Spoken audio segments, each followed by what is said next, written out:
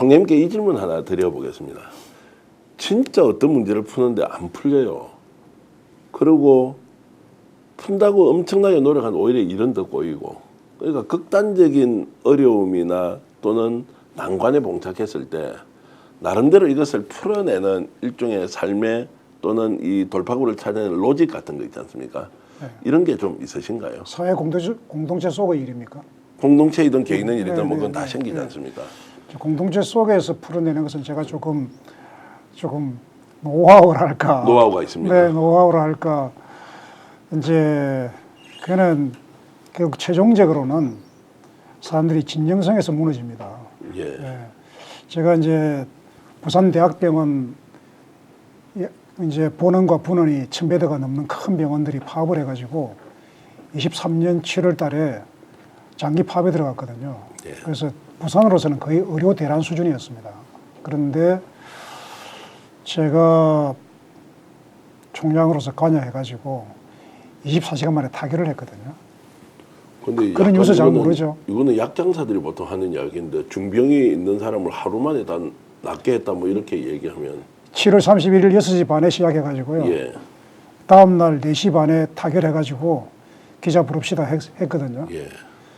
아마 그 타결 소식을 전하니까 가장 놀란 사람들이 우리 대학병원 의사들이었어요. 예. 어젯밤에 총장이 왔다는 말은 들었는데 밤새 무슨 일이 일어났던 거냐. 그렇게 된 거죠. 갈등의 핵심 내용은 어떤 갈등의 거예요? 핵심 내용은 이제 비정규직의 정규직 전환 문제, 네. 이제 우리 조합원들의 복무 조건 문제, 그 다음에 파업 시 그 필수 유지 업무라고 있습니다. 파업 때도 있어야 되는 필수 유지 업무의 범위 확대 문제 이런 다 되면 매우 다 좋은 것들입니다. 근데 서로 이제 어울려 있는데 쟁점이 30개가 넘었고요. 그런데 뭐 제가 딱 앉아서 이렇게 중재를 시작하면 근데 혹시 노조에서 요구하는 거 100%다 받아줘서 끝난 거 아닙니다. 아닌가요? 아닙니다. 마지막에 노조의 마지막 고비를 넘어야 했는데 예. 제가 그런 노조원들 직접 만났습니다. 예. 예, 만나서 풀었습니다. 풀었는데 이 부분은 내가 의사들의 말에 더 공감이 간다. 네. 예, 솔직한 심정이다. 양보할 거 양보할 거 예, 받아들이고 예. 받아들이면서 예, 이제 예. 정리를 했다는 솔직한 거고. 것들을 다 물론 예. 그 전에 이제 총장에 대한 신뢰가 좀 형성되어 있는 예. 그 좋은 점은 있었지만 이렇게 이제 대화를 해 나가면 그냥 이렇게 적당히 양쪽을 절충해서 이렇게 하려고 하는 것이 아니라 무엇이 각 쟁점마다 무엇이 정답인지를 내가 알려고 하는 태도를 보입니다. 예. 예, 정답을 찾으려는 태도, 그 진정성이죠. 예. 그런 태도를 보이고 완전히 내가 이해될 때까지는 내가 중재안을 내놓지 않습니다. 예, 그런 어떤 집중력 같은 거 그렇게 해나가면 감히 자리를 박차고 못 일어납니다. 그 단순히 들어주는 것만이 아니라 이것을 반드시 해결해야 한다는 목표의식을 네. 정확하게 가지고 있고. 내가 그 사안을 완전히 이해해야만 예. 타결에 이릅니다. 그러면 어떤 타결이 있으면 이런 이해가 충돌할 때는 어느 쪽은 손해를 보고 어느 쪽은 이익을 보는 것. 네. 정치가 어려운 게 그런 거지 않습니까? 네, 네. 이해관계 조정이라는 것이 네.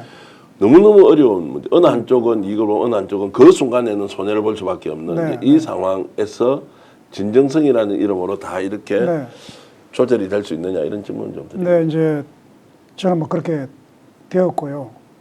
이제 그냥 조정 이익을 서로 주고받게 하기보다는 각 쟁점에 대해서 정답을 찾는 태도가 네. 더 좋은 태도입니다.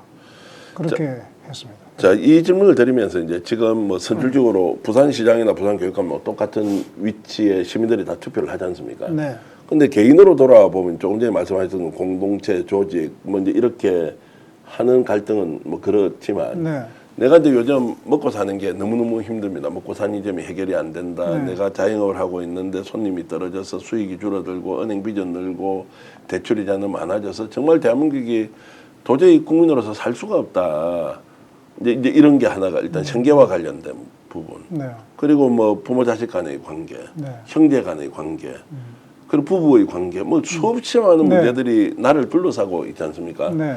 이런 것들을 혹시 대학 총장까지 하시고 교육감 후보 좀 하시면 네. 나름의 솔루션이 없겠나. 네. 이런 극단적 어려움을 내가 겪고 있을 때 네. 어떤 태도와 자세를 취하는 것이 문제의 돌파구를 찾는 것이냐. 이런 좀 인생 상담 같은 질문을 좀 드리고 싶습니다. 뭐 제가 뭐 그렇죠. 그 부분은 그리 능하지는 못한데요. 예.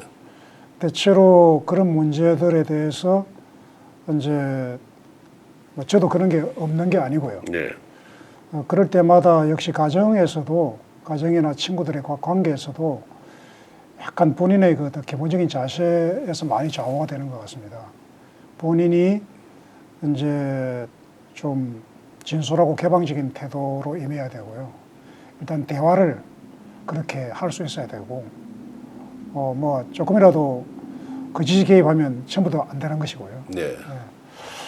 좀 마치 그렇게 문제를 풀어왔고, 이제 생계 문제는 제가 지금까지 봉급 생활을 이제 변호사도 했지만 그 뒤는 봉급 생활을 쭉 해왔기 때문에 봉급 생활을 하면 대체로 좀 안정적입니다. 네. 제가 이제 우리 국민들과 시민들의 그런 생계 문제에 대해서 제가 감히 그 어려움을 다 안다고 말씀드릴 수는 없고 좀 짐작만 할 뿐인데 그런 문제에 대해서는 이제 뭐 다들 최선을 다해서 살아가시는 분들 아닙니까? 그래서 제가 얼른 뭐 어려운 분들에게 해법을 내놓기는 좀 어려운 것 같습니다. 형제분이나 자제분이 예를 들어서 이런 자기 사업을 하다가 엄청 어렵다. 요즘 네. 살기가 정말로 예전 같지 못하다. 네.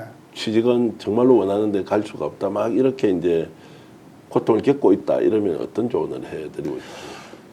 조언보다도 먼저 좀 도움을 줘야 되고요. 예. 저는 뭐 어려운 분들이 좀 내 행편되는 데를 좀 도움을 일단 드립니다. 예. 도움을 드리고 그다음 또 조언도 좀 하고 네.